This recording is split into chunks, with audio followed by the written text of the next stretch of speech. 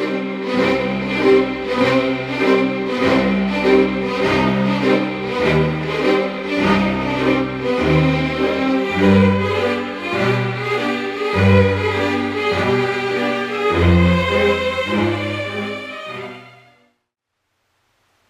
to D-lab, and this is part 2 of the Gibson Saturn amplifier repair, which I gave up on in part 1, but I came up with a plan to fix it permanently. And how do you do that? You take out the Gibson guts and make it a Fender. Check this out. So here we go. Time to convert that Gibson Saturn into a usable amplifier by utilizing a Fender Deluxe AB763 eyelet board. I'm going to take out this cobbled up mess and put in a board and make this amp one that you can actually understand and work on. So first step, I'm going to remove this old ugly eyelet board, and then I have to rewire all the preamp tubes because they were set up for 6EU7s and I'm going to install 12AX7s. Obviously the output tube wiring is okay because that was set up for 6L6s. And the power supply is already rebuilt. Alright, I've got the board all unwired. Let's get it out of my way. Hopefully this guy will drop right in like it's made for it. Progress report on the Gibson Saturn to Fender type tube amp upgrade. Okay, first off, all new pots had to be installed because the Saturn pots were not compatible with the Fender circuit. All right, here is the new eyelet board. These are made by Watts Tube Audio. Very high quality boards. I use them all the time. Back here, you see these 6 sockets. Those were wired for completely different tubes, like 6EU7s and some others, so unfortunately none of the wiring matched up to the new board, so I had to strip them. Here's the new filament lines. Okay, we got this hole here. There used to be an OA2 there, not going to be used, so we got an empty hole. I'll probably put a cap in that. Here's your 2 6L6s. Here's the power supply section. Now this power supply was actually wired for the Saturn, so there's some extra resistors and things here that are coming out before I rewire to the eyelet board. Back here are fallen soldiers, the old eyelet board, tubes, jacks, etc. Most of that is probably going to hit the scrap yard. A couple other things I need to point out.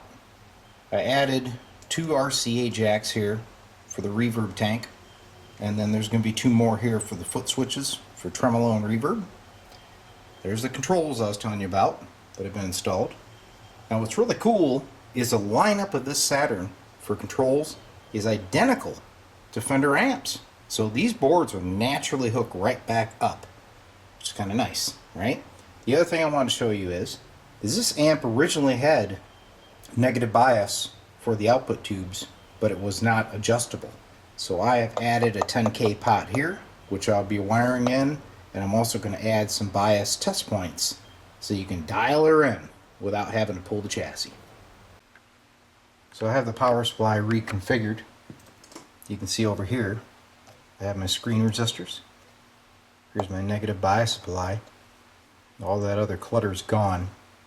And my bias supply ended up with a 3.3K coming off of the rectifier diode, and then a 24K and a 10K pot.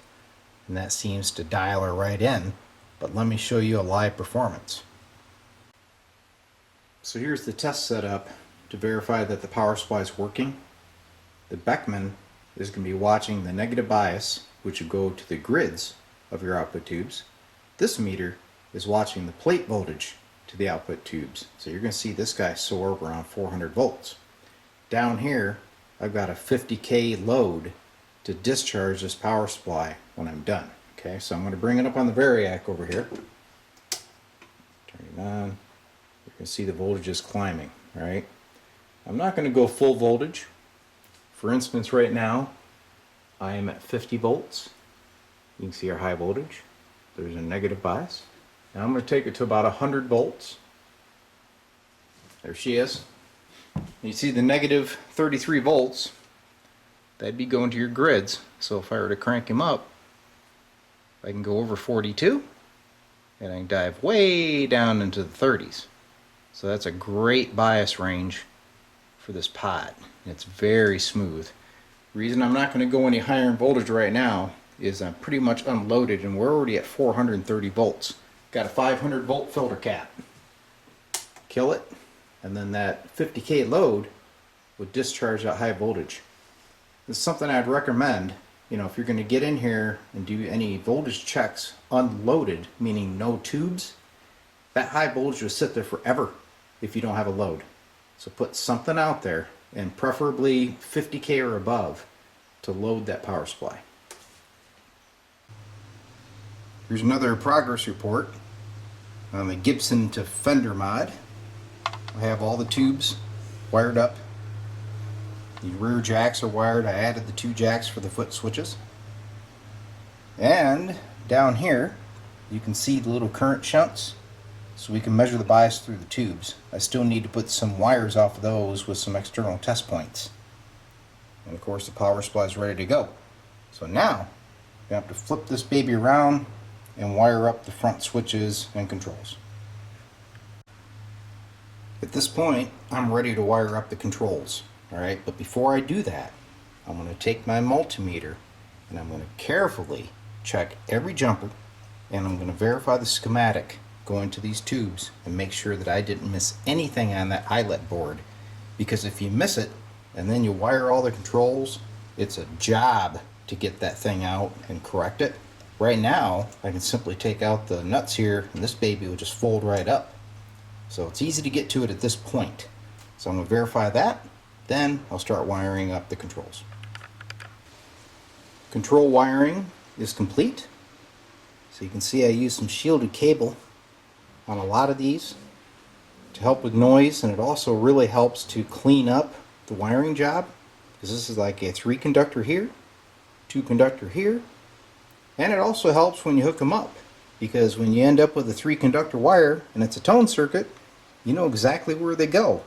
In this case the whites are the treble, and then the red and black goes to the bass control. I did have to put in new jacks. The jacks that were in the Gibson were wrong, so these are some nice switch crafters. And we'll continue here. Now here is the little caps for the bright switch. There's the other input jack. So I'm going to give it a little buzz out with a meter, make sure everything looks cool, and we're going to put in some tubes and give it the initial power up. So quickly I wanted to point out the changes to the top side of the chassis.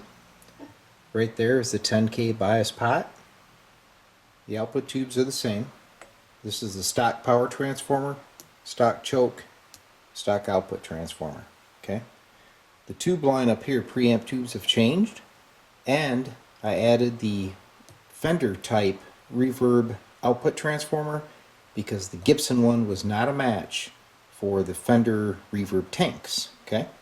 So then you end up with, of course, the 2 12AX7s, the 12AT, a couple more 12AXs, and the 12AT here, which is the inverter. Other than that, she pretty much stayed stock. Here we go, the initial power up test. I'm running a Viz audio generator. We have the D-lab audio test set hooked into the speaker output, simulating a speaker with a watt meter. The oscilloscope over there, looking at the output off the amp, and hopefully it's a nice clean sine wave. Alright, so here's loudness, or in this case gain, volume, whatever you want to call it. There we are there. Here's your treble working. Turn that down a little bit. Here is the tremolo. You can see the boing, boing, boing, boing. And change the frequency. So that's working. I do not have the reverb hooked up at this time, so I can't give you a test of that function. I've already checked channel 1 and it's fine. So everything looks really good. If you watch the watt meter over here, I can just slam that thing. She's putting out a solid 40 to 50 watts. This thing's going to be a thunder boomer. So I'm very happy with the Gibson to Fender transformation amp. Looks like it's a real success. Very little noise, as you can see. Take the scope back here. That's 0.1 volts. There's 50 millivolts per division. So she's pretty clean. So as you can see, this task is not for the light of heart. It's pretty involved. I would say I have about 20 hours into the updating of this amp from that Gibson to the Fender. However, now that it has the Fender eyelet board in it, this is a very repairable amp. Before, it couldn't be repaired. There's no documentation. Now, if you need to fix this thing, just look up the Fender layouts and schematics that are out there free for your reference. So it's a great project, and I'm very happy with the results. I still have some shaking down to do, and then we'll put on a live performance of the amp once I get the reverb module in and we get it installed in the cabinet. So I hope you enjoyed it. It was a great project.